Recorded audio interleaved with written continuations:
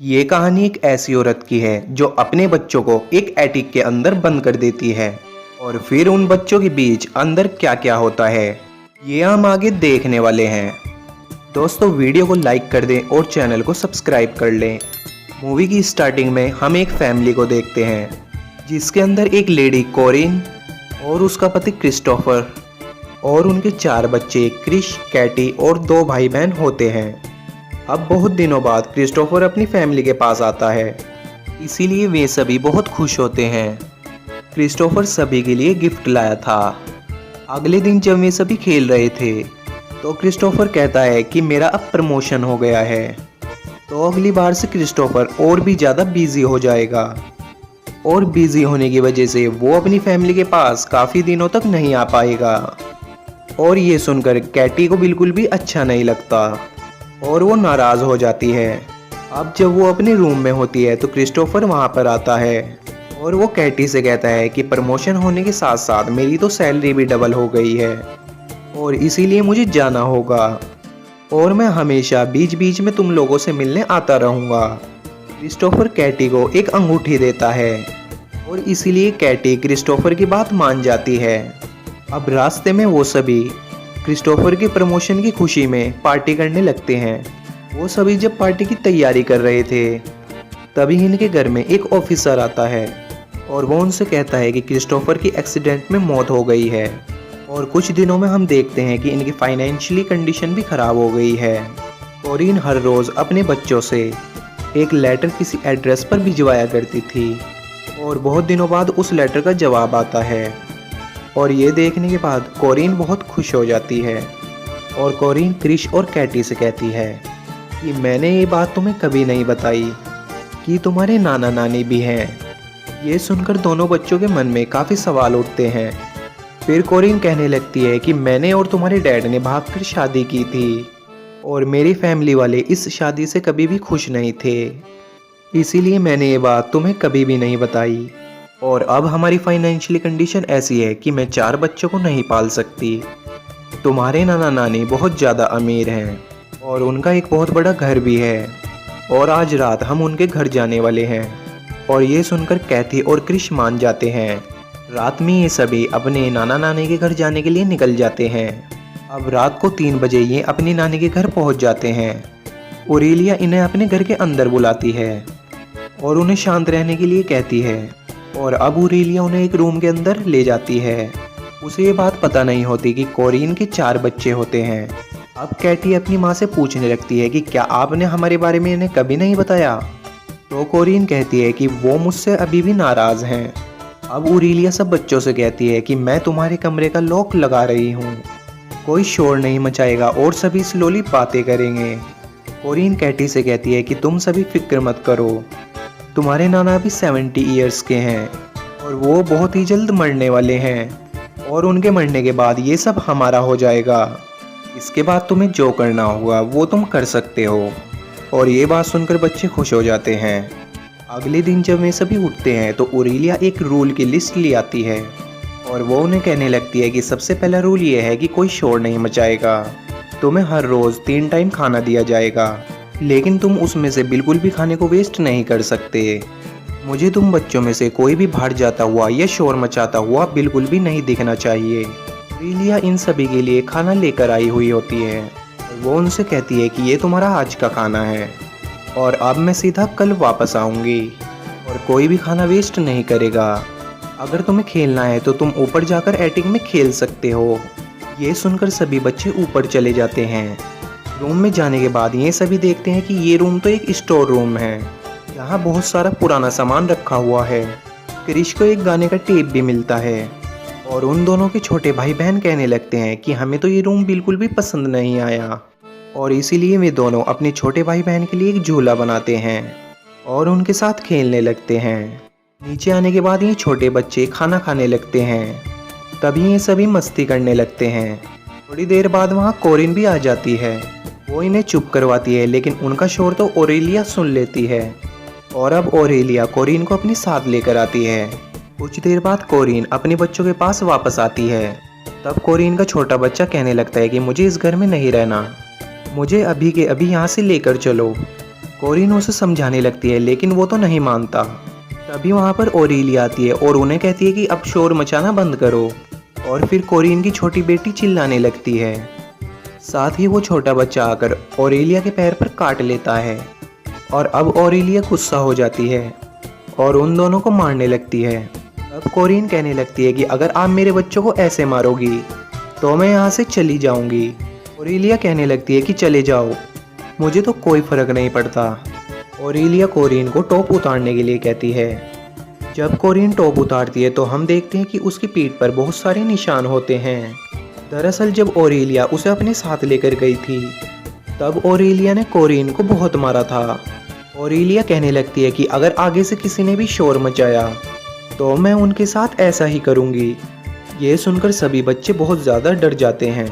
अब कुछ दिन बीत जाते हैं और कोरिन फिर से आकर अपने बच्चों से मिलती है। कैटी पूछने लगती है कि आखिर इतने दिनों से आप कहाँ थी? तो कोरिन कहने लगती है कि मैं तो तुम्हारे नाना के पास थी। आजकल मैं वो सब कर रही हूँ जो मेरा सपना है। मैं घूमने जाती हूँ और मैं हॉर्स राइडिंग करती हूँ और ये देखो मैंने कितने अच्छे कपड़े भी पहने हैं। कुछ देर में कोरिन वापस चली जाती है। अब कैटी और क्रिश आपस में बातें करते हैं। आखिर ये मोम को हो क्या गया है। जब कैटी बाहर जाती है तो ओरेलिया से टकरा जाती है। ओरेलिया गुस्से में कहने लगती है कि ना तो मुझे तुम्हारे डैड पसंद थे और ना ही तुम लोग पसंद हो। तुम सभी तो एक शैतान के बच्चे हो। और ये सुनकर कैटी बहुत ज़्यादा नाराज़ हो जाती है। एक दिन फिर से कोरिन वापस आती है और वो उनके लिए बहुत सारा सामान भी लाई थी। कैटी गुस्सा थी और वो उनसे कहने लगती है कि हमें अभी के अभी यहाँ से जाना है। कैटी कहने लगती है कि नानी ने मेरे डैड को एक शैतान कहा है और हमें एक शैतान का बच्चा कहा है। कोरिन कहने लगती है कि वो तो सिर्फ मेरी और तुम्हारे डैड की शादी से परेशान है। कैटी ये सुनकर उनकी बात नहीं मानती और बार बार यहाँ से जाने की जिद करने लगती है। तब कोरिन उससे कहने लगती है कि ये सब इसलिए हो रहा है क्योंकि यहाँ आने से पहले तुम्हारे नाना ने एक शर्त रखी थी कि मेरे साथ क्रिस्टोफर के बच्चे नहीं होने चाहिए और इसीलिए मैंने तुम्हें यहाँ बंद करके रखा है। ये सुनने के बाद कैटी बहुत ज़्यादा मायूस हो जाती है। अगले दिन इनके घर पर एक पार्टी होने वाली थी।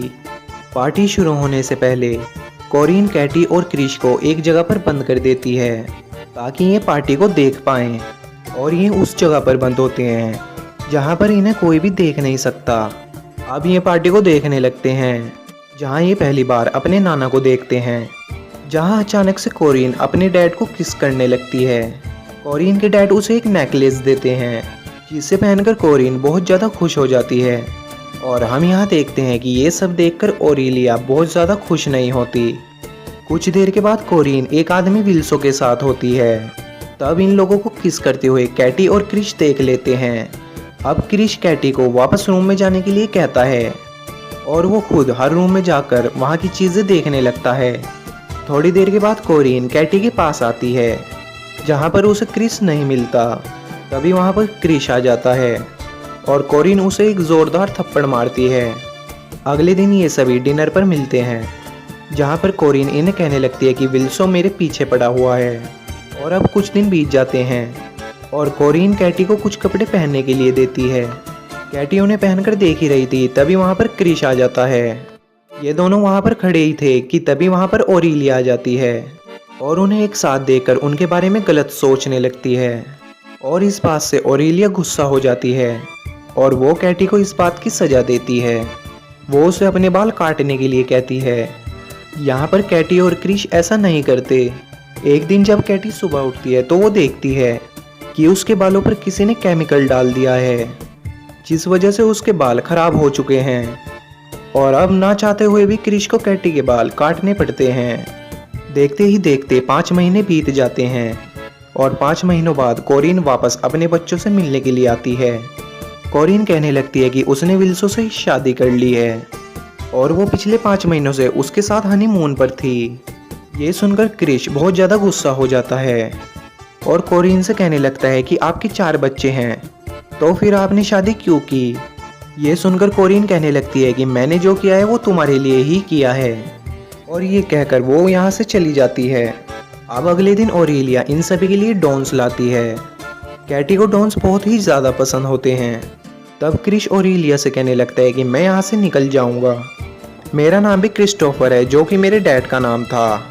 ये सुनकर ओरेलिया को बहुत ज़्यादा गुस्सा आता है और वो क्रिश को कोड़ों से मारने लगती है। अब मारने की वजह से क्रिश की पीठ पर घाव हो जाते हैं। अब कैटी उन पर मरहम लगा रही थी। अब ये करते हुए ये इतने करीब आ जाते हैं कि वे दोनों एक दूसरे को किस करने लगते हैं। एक दिन जब ओरेलिया रूम में आती है तब क्रिश उन्हें सॉरी कहने लगता है और वो बड़ी ही चालाकी से ओरेलिया के मास्टर की का साबुन पर एक छाप बना लेता है। अब क्रिश एक लकड़ी से चाबी बनाता है और ये दोनों हर रोज़ ओरेलिया की तिजोरी से पैसे निकालने लगते हैं ताकि ये दोनों यहाँ से निकलकर भाग सकें। अब क्रिश अपनी मोम को देखता है जो कि विल्सो को किस कर रही होती है। ये सब देखकर वो बहुत ज़्यादा गुस्सा होकर अपने रूम में वापस आता है। यहाँ कैटी उसे शांत करती है और फिर ये दोनों जमकर घपाघप करने लगते हैं और पलंग तोड़ देते हैं। अब अगले दिन ये दोनों देखते हैं कि उनका छोटा भाई बहुत ज़्यादा बीमार हो गया है। तब कोरिन वहाँ पर आती है तो कैटी उससे कहने लगती है, आपने हमें अपने लिए रूम में बंद करके रखा है, मुझे तो अब आपको अपनी माँ कहते हुए भी शर्म आती है। और ये सुनकर कोरिन को गुस्सा आ जाता है और वो कैटी को एक थप्पड़ मार देती है। कैटी भी अब गुस्से में कोरिन को एक थप्पड़ मार देती है। अब ओरेलिया कहने लगती है कि पहले इस बच्चे को हॉस्पिटल लेकर चलो।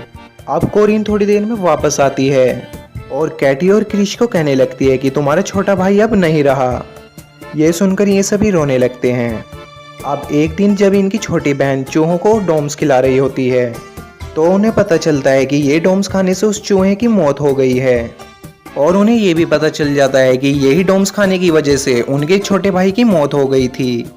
और ये सब सोचने लगती है कि ये सब उनकी नानी कर रही है। तभी वहाँ पर ओरेलिया आ जाती है। ओरेलिया को पता चल चुका था कि क्रिश के पास एक मास्टर की है जिसकी मदद से वो किसी भी दरवाजे को खोल सकता है। अब ओरेलिया क्रिश से वो चाबी मांगने लगती है लेकिन क्रिश उसे वो चाबी नहीं देता।